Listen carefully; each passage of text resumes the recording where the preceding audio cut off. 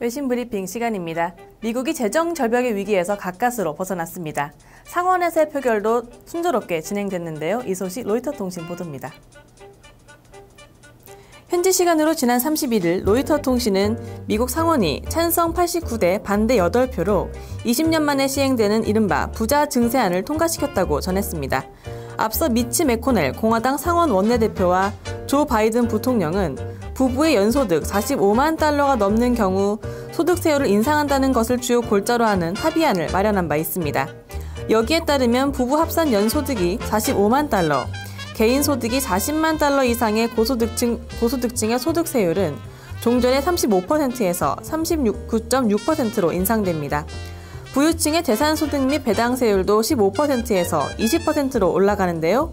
빌 클린턴 대통령 집권 시기인 20년 전의 수준으로 돌아가는 것입니다. 또한 지출 삭감 시기는 2달간 유예하기로 합의했습니다. 상원의 표결 통과 직후 오바마 대통령은 민주당과 공화당이 원하는 바를 모두 얻지는 못했지만 국가를 위해 올바른 일을 했다며 하원에서도 지체 없이 합의안을 통과시키길 바란다고 전했습니다. 재정 절벽 관련 소식 이어서 살펴보겠습니다. 상원에서의 표결이 순조롭게 진행됨에 따라 공은 이제 하원으로 넘어가게 됐습니다. 공화당이 다수를 차지한 하원에서 어떤 선택이 있을지 시장의 선택이 주목됩니다. 이 소식 블룸버그 보도입니다. 어제 블룸버그 통신은 재정 절벽을 피하기 위한 마지막 결정이 미국 하원의 손에 달려있다고 보도했습니다.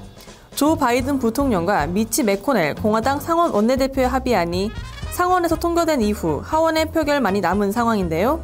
하원은 현지 시간으로 1일 오후에 회의를 소집해 2일에서 3일 사이에 표결에 들어갈 것으로 전망되고 있습니다. 존 베이너 하원의장은 상원 표결에 앞서 상원 표결이 통과된 이후 하원은 합의안을 고려할 것이라고 밝혔습니다. 하원이 합의안을 수용할지 혹은 내용을 수정할지 여부는 하원 의원들이 법안을 검토할 때까지 결정되지 않을 것이란 설명입니다. 사실상 협상 마감 시한인 31일까지 모든 절차를 끝나지 못해 재정 절벽이 시행은 됐는데요. 미국 의회의 임기가 오는 3일까지로 연장된 데다 미국을 비롯한 전 세계 금융시장이 새해를 맞아 휴장하는 만큼 즉각적인 영향은 없을 것으로 시장은 전망하고 있습니다. 재정 절벽 문제가 어느 정도 해결됨에 따라 시장의 눈은 이제 미국의 경제 지표로 모아지고 있습니다. 관련 내용 마켓워치 보도입니다. 마켓워치는 이번 주 미국 공급관리자협회가 발표하는 제조업 지수와 ADP의 민간 고용 등 다양한 경제 지표의 발표가 예고되어 있다고 전했습니다. 지난 주말 미국 의회가 극적으로 재정 절벽에 대한 합의를 이뤄냈지만 경제 지표들은 여기에 대한 우려감을 어느 정도 반영했을 것이란 게 시장의 예상입니다.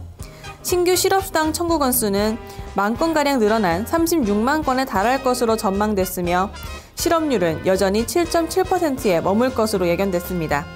신규 고용은 전달보다는 늘었을 것으로 점쳐졌습니다.